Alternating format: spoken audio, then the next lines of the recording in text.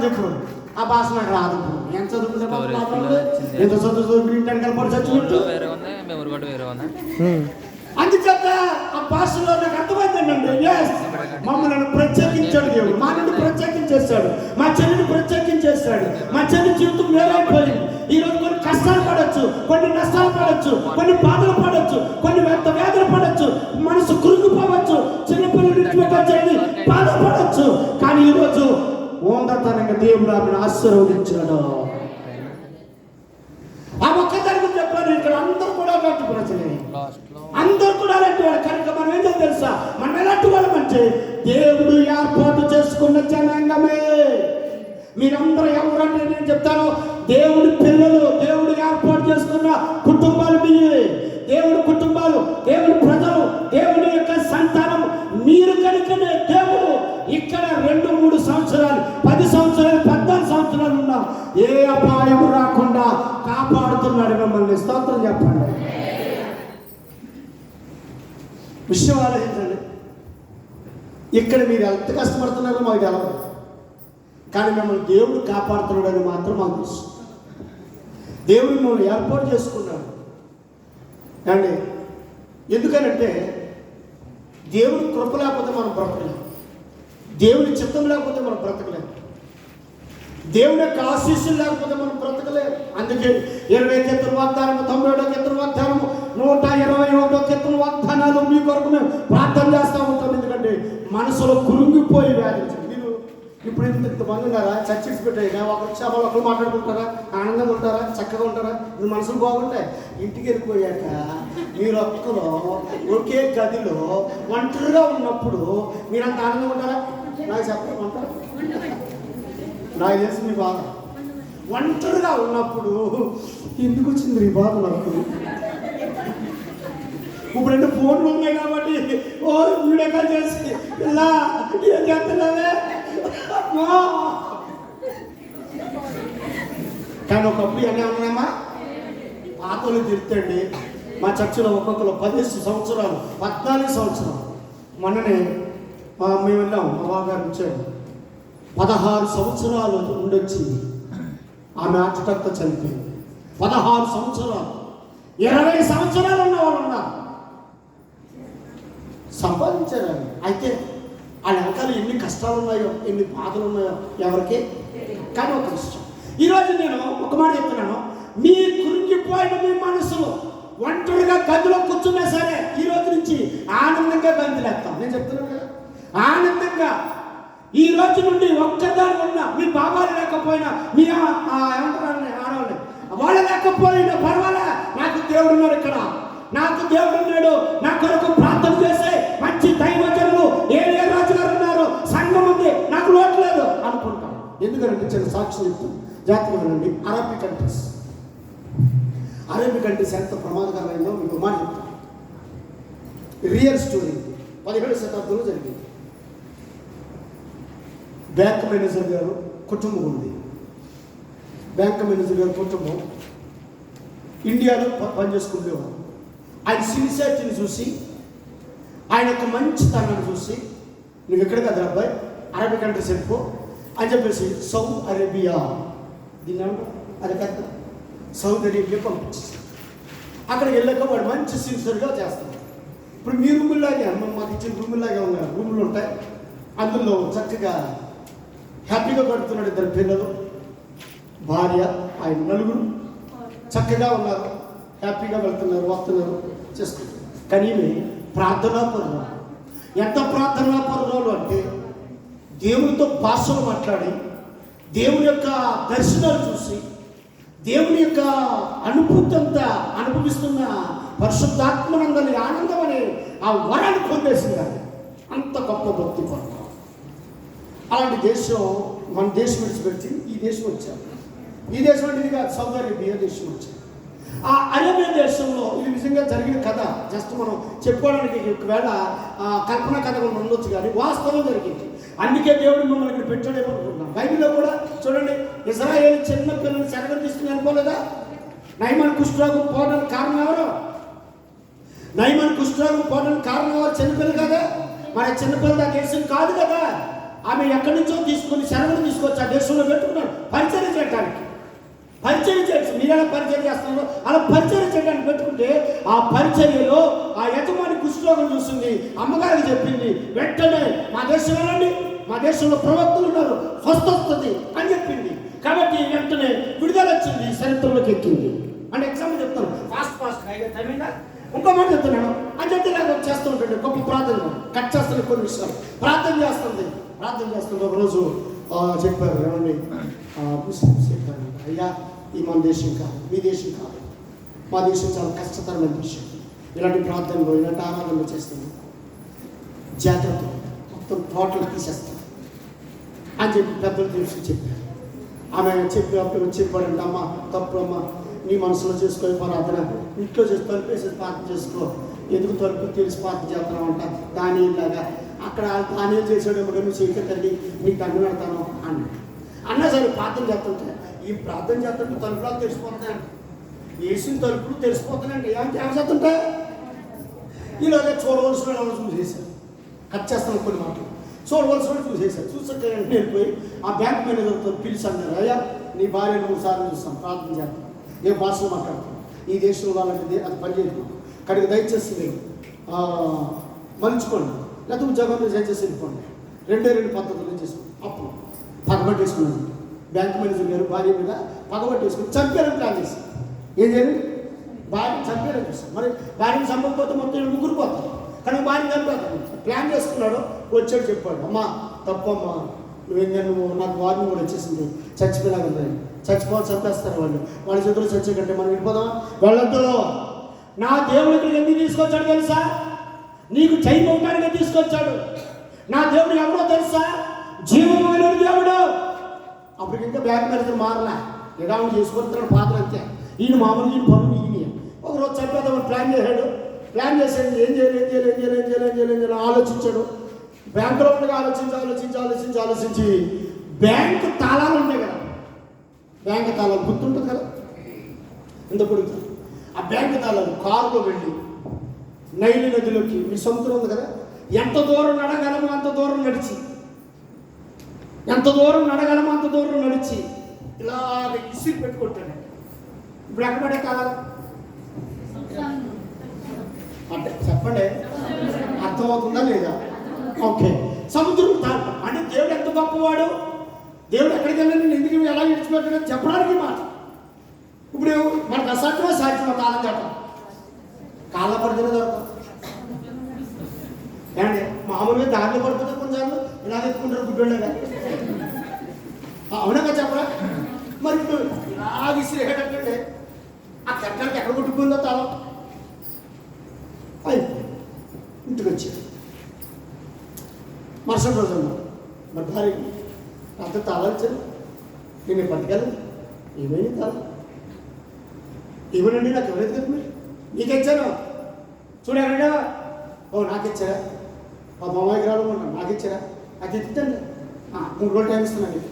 3 రోజుల్లో తాళం దొరకకపోతే మనం ఈ గురించి వెళ్ళిపోవడం అని చెప్తున్నాడు కానీ చెప్పేద్దామని నేను ఆలోచన.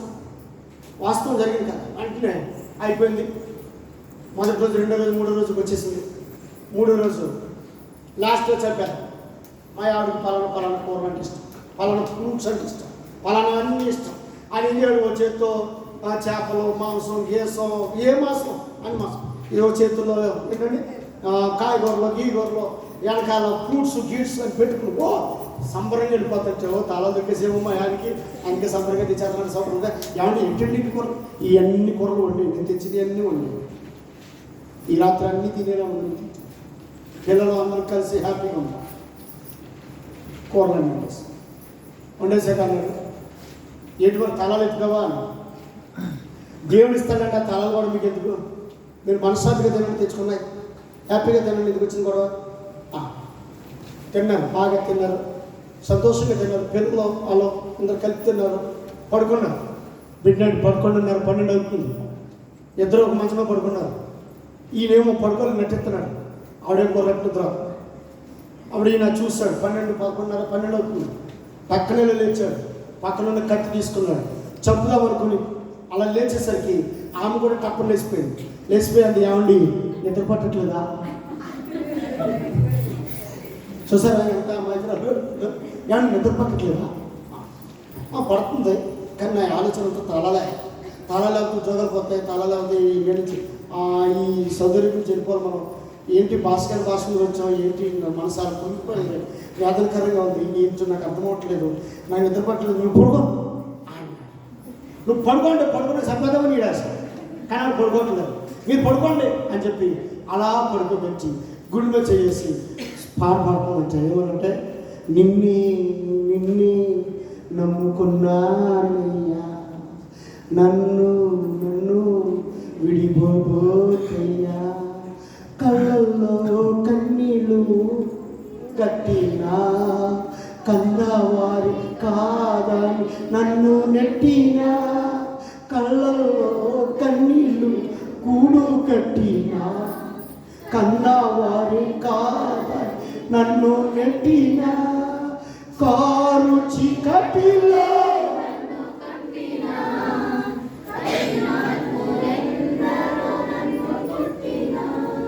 కఠినాత్ములందరూ నన్ను ఆమేన్ నిన్నే హల్లెలూయా ఆ పాటతో పాడుతుంటే దీనికి భక్తి ఎక్కువైపోయిందిరా, మనసులో ఉంటాడు, దీనికి భక్తి ఎక్కువైపోయింది. ఇది ఎప్పుడు ఉంటుందో అని చెప్తాను. ఇంక నిద్రపోవట్లేదంట, నేను కూడా చదవండి ఏమైనా అప్పుడు తలలో నిద్ర అందంట. మీకు ఎందుకంటే చెప్పగా పెడకండి, ఉదయం 9 గంటలకు ఇస్తాను, మీరు బ్యాంక్ వెళ్ళే ముందు తాళాలు మీ చేతికి ఇస్తాను, ఓకేనా పడుకో అందంట. వీడికి ఒకసారి అంటే వాస్తవం తెలుసు, చెప్పాలి మీరు నాకు, వాస్తవం ఎవరు తెలుసు, ఎక్కడ పాడేశాడు, సముద్రంలో పాడేసాడు, పడిపాడు పొద్దునిస్తాడు తట్టింది. భార్యనండి, కొంతమంది భార్యలు ప్రార్థనా పరులు ఉన్నారు, పడుకున్నాడు ఇంటికి కూడా పొద్దున చూద్దా 2 రాత్రి ఏమండి అయిపోయింది, తెల్లారిపోయింది. మనోడు సూట్ పుట్టించుకున్నాడు, టై కట్టింది, సూట్ వేసేసింది, క్యారెట్ చేతికి ఇచ్చింది, ఇలా అడిగేశాడు.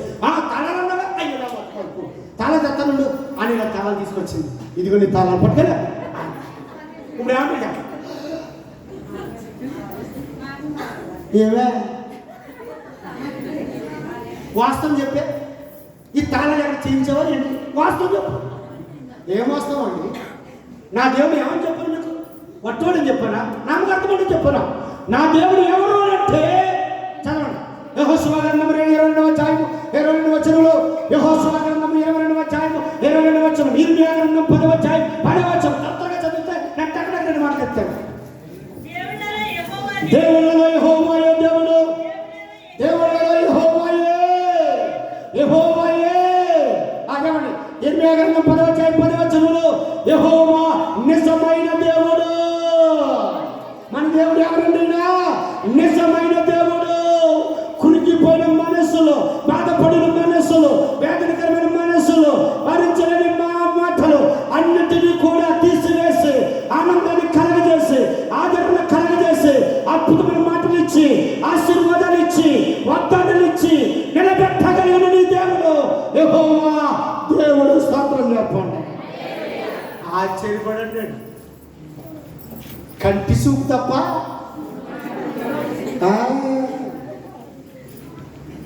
ఏంటి ఎలా జరిగింది చెప్పు అన్న. అప్పుడు చెప్పిందంట, ఏమండి రాత్రి కోడి మాసం తెచ్చారు, ఏట మాసం తెచ్చారు, పంది మాసం తెచ్చారు, అన్ని మాసాలు తెచ్చారు, చేప కూడా తెచ్చారుగా.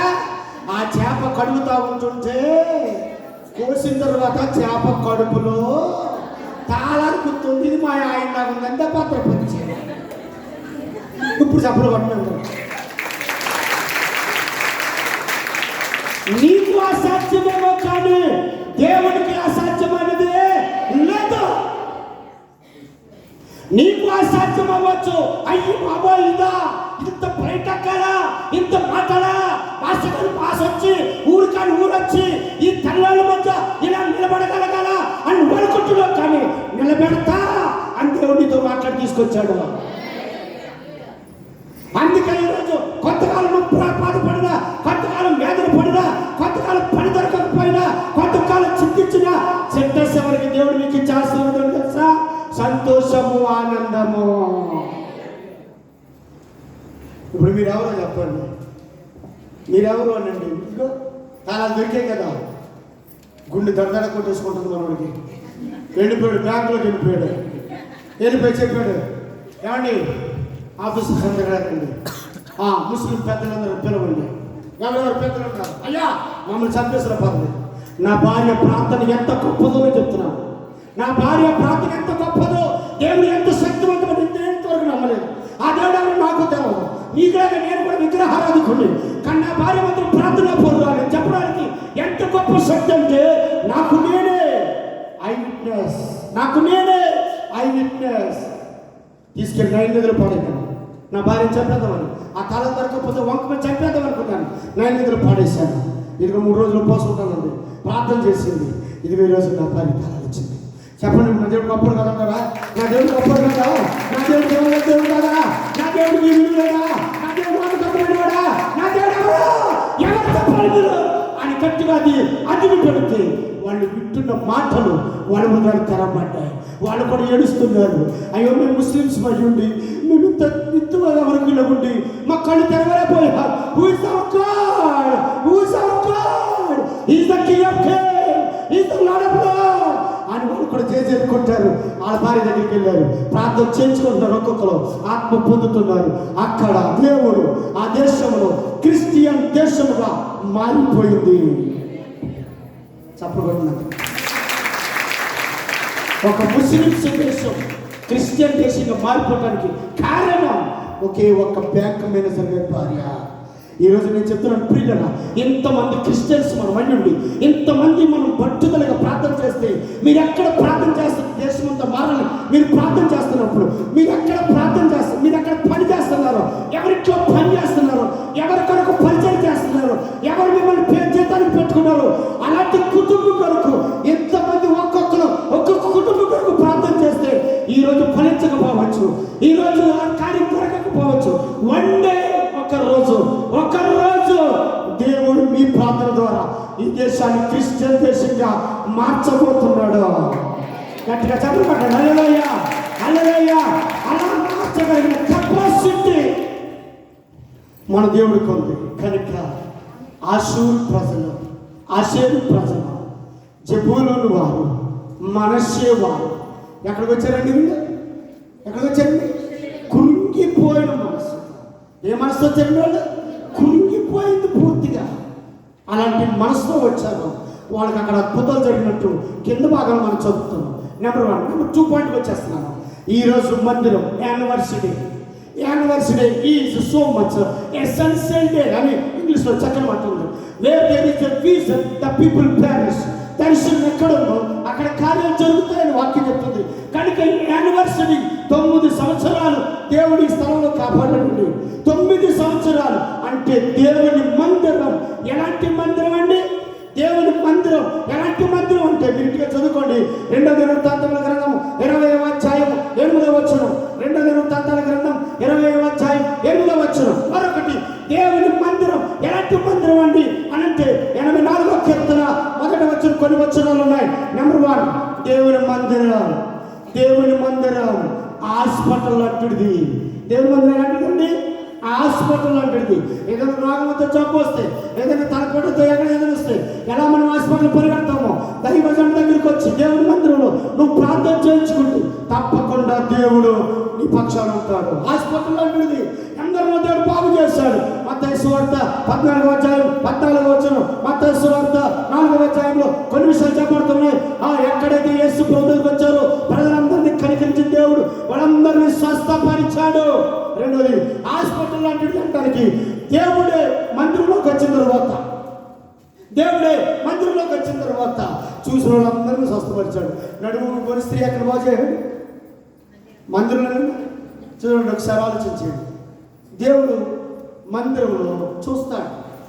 మీరు అందరూ ఒకరోజు సెలవు ఈ అన్నింటిలో గడిపి బాగుంటుంది లేదు అని అనుకునే కంటే ఇక్కడికి వచ్చాయి కాబట్టి ఇక్కడ ఎవరు ఉంటారు? దేవుడు ఉంటాడు.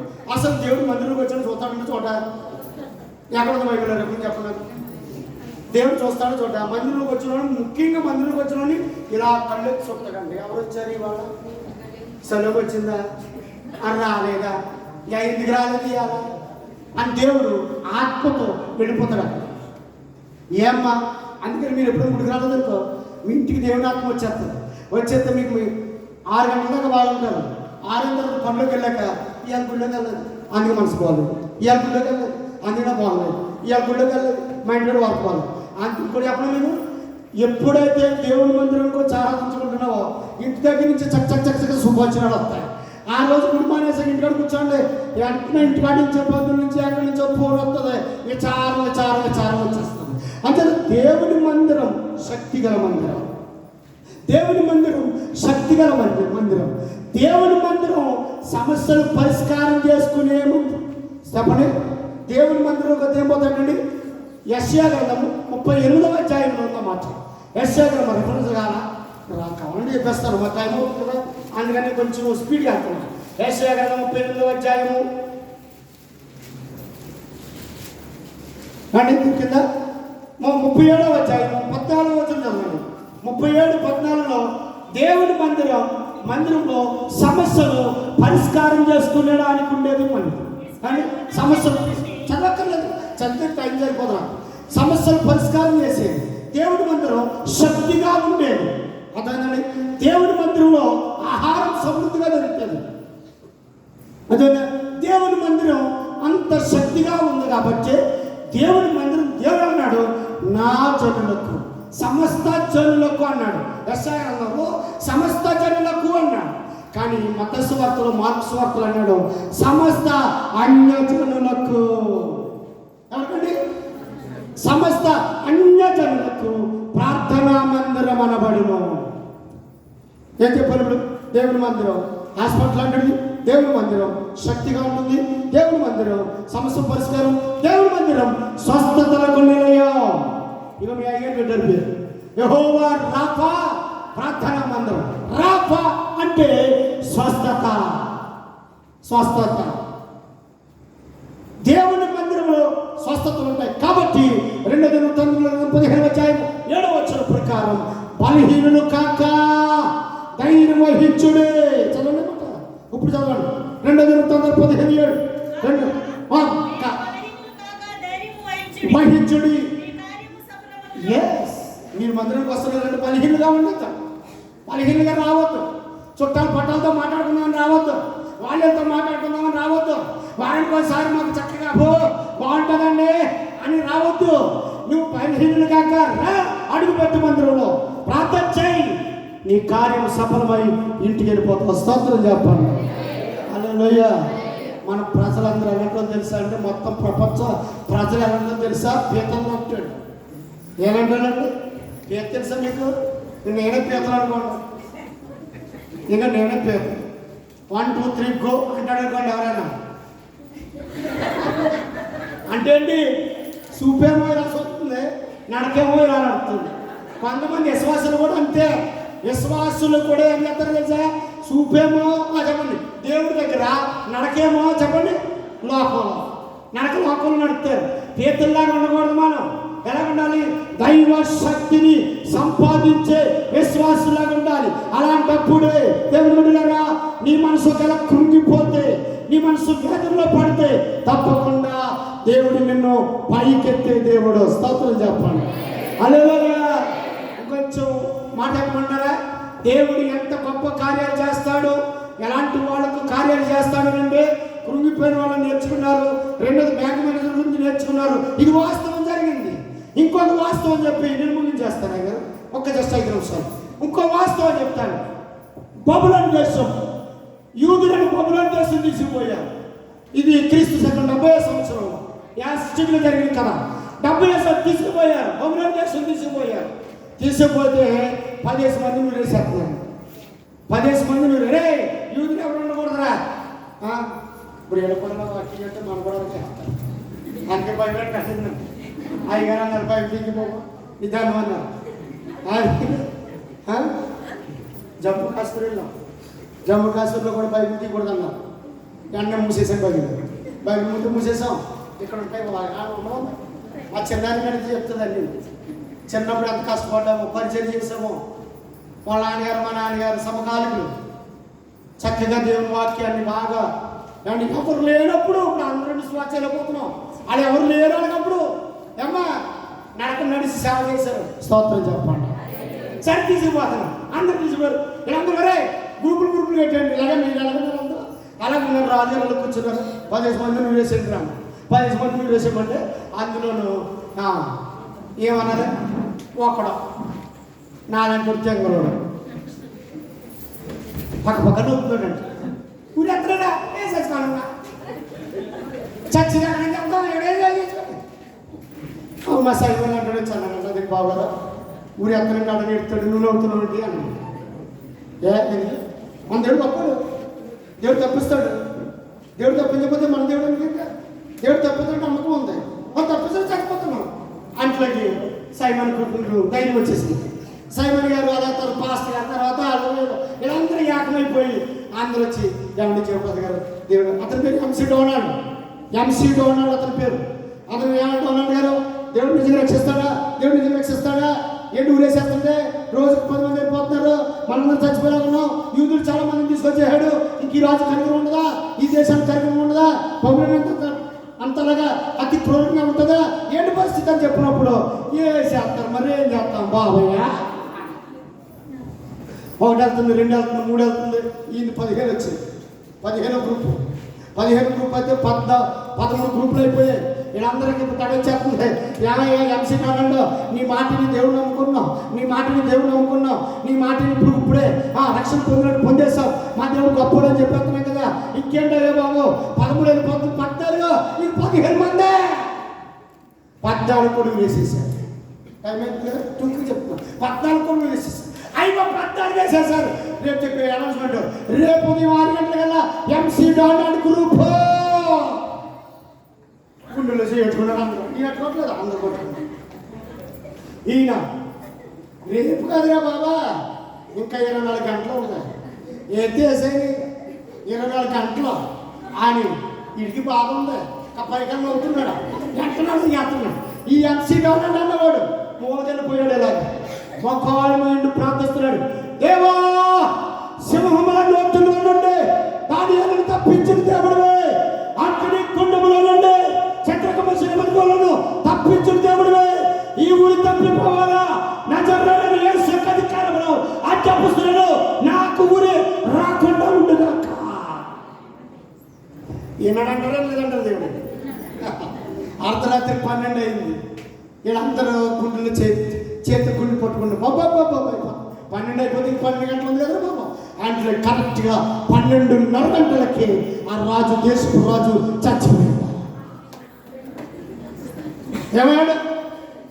అవసరమైతే దేవుడు ఆజ్ఞిస్తాడు నీ కొరకు, నీ ప్రాణం కాపాడటానికి, నీ దేశాన్ని కాపాడటానికి, నీ కుటుంబాన్ని కాపాడటానికి. ఏ తాపత్రం వచ్చినా అడ్డుగా వెళతాడు దేవుడు. రాజు చచ్చిపోయాడు. మళ్ళీ వాళ్ళు తెచ్చాడు, రేపు ఊరు వద్దు, రేపు 6 గంటల ఊరు వద్దు, ఎంసీ డోనాల్డ్ ఊరు వద్ద అయిపోయింది, రాజుగారు చచ్చిపోయారు. చచ్చిపోయాడు. మరి ఇంకో రోజు వస్తాడు కదా, మళ్ళీ అప్పుడు కూడా వద్దు కదా. ఇది కూడా అయిపోయింది. 10 రోజులు గ్యాప్ వచ్చేసి ఈ 10 రోజులు అన్నం తినకుండా ప్రభు ఉపవాసం ప్రార్థన చేస్తున్నారు. గొప్ప దేవుడు తండ్రి, మా దేశంలో చచ్చిపోవాలి తప్ప ఈ దేశంలో సాగకూడదు. మేము యూదులం కదా ప్రభువ, నీ బిడ్డలం కదా ప్రభువ, నిన్ను నమ్ముకున్నాం కదా ప్రభువ, నీతో ఉన్నవాళ్ళు కదా ప్రభువ, నీ స్వాచ్ఛమన్నా కదా ప్రభువ. ఓ రకరకాల పేర్లు పెట్టి ప్రార్థన చేసేస్తున్నారు. మళ్ళీ రాజు వచ్చేసాడు, కొత్త రాజు వచ్చేసాడు. మొత్తం అందరినీ తీసుకురండి అన్నాడు. మీకు అందరూ వచ్చి కూర్చున్నారు. ఇదిగో రాజుగారు కూర్చున్నారు. ఇలాగా మంత్రి చెప్తున్నాడు, కాసేపు జీవాంతరం మంత్రి అనుకుందాం. రాజుగారికి మంత్రి అంటే ఎంత పేరండి? చెడా మంత్రి అంట. చెప్పండి సార్. ఏంటి అందరూ ఏంటి? పాతరాజు యూదులందరినీ వేసి, యూదులు కీర్తనలు అన్నారు, వాళ్ళకి ఉండకూడదు అని వేసేమన్నారు. 14 గ్రూపులు అయిపోయినాయి. ఇంకా 14 గ్రూపులు ఉన్నాయి. మరి ఏం చేయమంటారు? 15 గ్రూపులు రేపు స్టార్ట్ చేస్తారు. ఎవరో 15 గ్రూపులకి వెళ్ళాలి, 15 గ్రూపులు వెళ్ళాలి. రాజుగారు అలా కూర్చున్నారు. కాసేపు ఎలా చూశారు. వీళ్ళేమో నామం చూస్తున్నారు, రాజుగారు ఇంకా నేను రాజుగారు ఏమో ఇలా చూస్తున్నాను. ఎలా చూసాడు? అందరినీ పరిశీలించాడు. ఏం చేయాలంటే కాగితంలో పెట్టాలి. మంత్రి కాగితం ఇచ్చాడు, సంతకం పెట్టాడు. ఊరి అనగానే 15 ఎవరు? ఊరి వీళ్ళందరికీ రద్దు చేసేసారు. ఇప్పుడు కొట్టాలి అప్పట్లో అవునండి. ఊరి వీళ్ళందరికీ రద్దు చేసేసాడు అనేసి లేచిపోయాడు. రాజుగారు రూమ్లోకి వెళ్ళిపోయాడు. మంత్రి గారు వెనకాల వచ్చాడు. సార్ ఊరు రద్దు చేశారండి సార్, ఊరు రద్దు చేశారండి సార్. అవి పాతరాజు 14 గ్రూపులు చంపాడు, మీరు రద్దు చేశారు. నేను కూడా ఊరేద్దామని వచ్చాను, కానీ నేను ఎప్పుడైతే నువ్వు చెప్పాక వాళ్ళ మొక్కలు చూస్తాను, నేను నొసట మీద ఒక నిలువు ఒక అడ్డ కర్ర కనబడుతుంది. అది నిలువుతో కనబడుతుంది, అది జ్వాలలతో కనబడుతుంది. ఆ కర్ర నన్ను చూడగానే నా హృదయం తెరవబడింది. కనుక ఊరి తీయటం కాదు, క్షేమంగా ప్రమాదం లేకుండా ఆటంకం లేకుండా ఏ వాహనం పెడతావో తెల్ల వాళ్ళ ఊరు చేర్చి రావాలి అందరూ అన్నాడు. దేవుడు చేసిన కార్యాలు చెప్పండి. కంటికి హృదయానికి ఆలోచించండి. ఈరోజు నువ్వెంత కష్టంలో ఉన్నావు దేవుడు చూస్తున్నాడు. నీ కొరకు ఒక దూతను పంపిస్తున్నాడు. ఈరోజు రా, కృంగిపోయింటే నా హృదయం కృంగిపోయింది ప్రభాని, కుడేస్తుంది తీసుకో, గుడిమ తీసుకో. ప్రభాని హృదయం ఇంతవరకు కృంగిపోయింది. ఇంతవరకు నా హృదయంలో నెమ్మది శాంతి లేదు. ఇంతవరకు నా కుటుంబం ఏమైపోతుందని ఆలోచించాను, ఇంతవరకు నా జీవితం ఏమైపోతుందని ఆలోచించాను. ఈరోజు ఏలియా రాజు